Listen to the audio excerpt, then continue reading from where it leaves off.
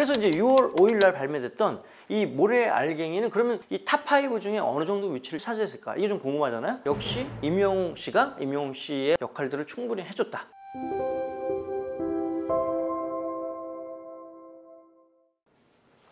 안녕하세요. K-POP 1타 강사 최광호 오늘 인사드리겠습니다. 자, 오늘은 우리 지난주에 그 약속드렸던 것처럼 우리 임영웅 씨의 새로운 앨범, 새로운 곡 모래알갱이 관련된 성적에 대해서 분석하는 시간을 갖도록 해보겠습니다. 뒤에 가서 자세히 그래프로 보겠지만 임영웅 씨의 노래 그리고 임영웅 씨 노래를 좋아하는 우리 영웅 시대의 어떤 그런 특징이 뭐냐? 꾸준합니다.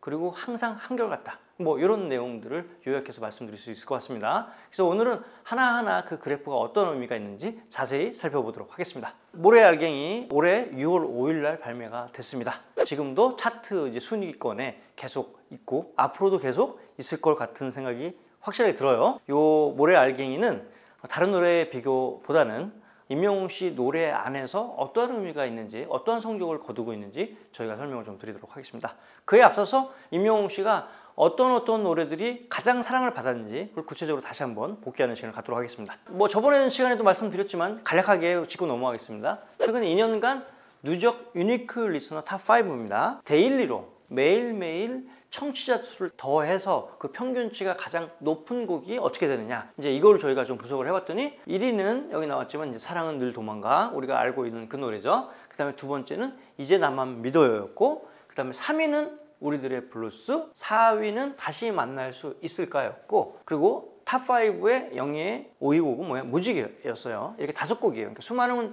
임영웅 씨의 발표된 노래가 있지만 그 중에서 우리 팬들한테 가장 사랑 많이 받았던 노래 5곡이 무엇이냐 하면 여기 나왔던 이 5곡이라고 얘기를 드릴 수 있습니다. 이번 이 모래알갱이가 더 의미가 있는 게 단순히 임영웅 씨가 노래를 한 것뿐만 아니라 곡을 만드는 데 같이 참여했던 그런 의미 있는 노래죠. 그런 노래가 과연 임영웅 씨 곡에서 얼마만큼 팬들의 사랑을 받았냐, 그래프를 통해서 저희가 보여드리도록 하겠습니다. 그래프 한번 보시죠. 자, 이거는 이제 발매 후 30일간 유니크 리스너를 발매일 기준으로 앞서 얘기했던 탑5 하고 그 다음에 모래알갱이까지 포함해서 그래프로 표현을 봤습니다. 여기 쭉 보시면 알겠지만 이제 나만 믿어요, 사랑은 늘 도망가, 우리들의 브루스, 다시 만날 수 있을까, 무지개 있었고 마지막에 모래알갱이가 이렇게 있는 겁니다. 사랑은 늘 도망가, 요게 이제 그 수치로는 가장 높다라는 얘기를 이렇게 이런 식으로 했었죠. 그리고 여기 보면 주황색 있어, 이제 나만 믿어요. 2020년 4월 3일 이때 2020년대 임영웅 씨는 그야말로 뭐 최고의 주가를 올렸을 때니까 처음에 유니크 유저가 굉장히 높았다고 봅니다. 근데 이제 계속 지속하면서 임영웅 씨 노래의 대부분의 특징이 뭡니까? 가다가 오랜 기간 돼서 떨어지느냐? 안 그렇거든요. 어떻게 돼? 계속 이렇게 유지가 된다는 거야.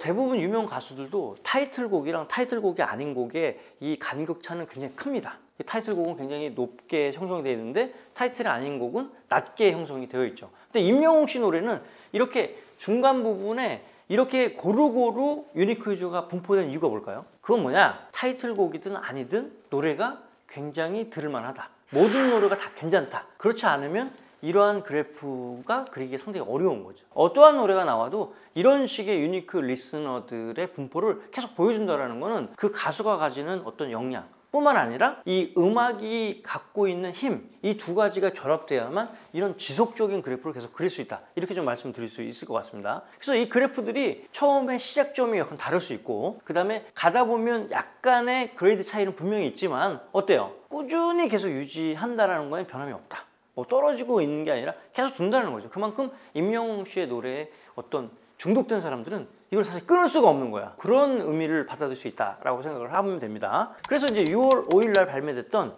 이 모래알갱이는 그러면 이 탑5 중에 어느 정도 위치를 차지했을까? 이게 좀 궁금하잖아요. 그 내용들을 이렇게 들여다보면 어때요? 그래프를 보면 어떻습니까? 다른 곡의 그래프와 상당히 유사성을 갖고 있다. 다만 1위, 2위, 3위, 이렇게 4위 뭐 이렇게 내용들보다 조금 밑에 쳐져 있는 건 맞아요. 근데 이게 뭐 이 노래가 어떻다기보다는 임영웅 씨 노래가 굉장히 다각도로 사랑을 받고 아주 오랫동안 사랑받았던 스테디셀러들이 많이 포진되어 있기 때문에 이건 상대적으로 좀 낮게 표현되지만 이 수치도 어떻습니까? 굉장히 높은 수치다. 지금 10만에서 많게는 30만 사이를 계속 유지한다는 것은 어마어마하다고 보시면 됩니다. 대부분의 노래가 한 달을 못 가죠, 순위에서. 근데 임영웅 씨 노래 어때요? 계속 지속적으로 유지된다. 이런 게 강점입니다. 그래서 아마 제가 보기에는 이 모래알갱이 여기서 큰 뭔가의 모멘텀은 없을지라도 조금씩 해서 이제 여기서 이제 조금 더 없이 이렇게 상향을 하면서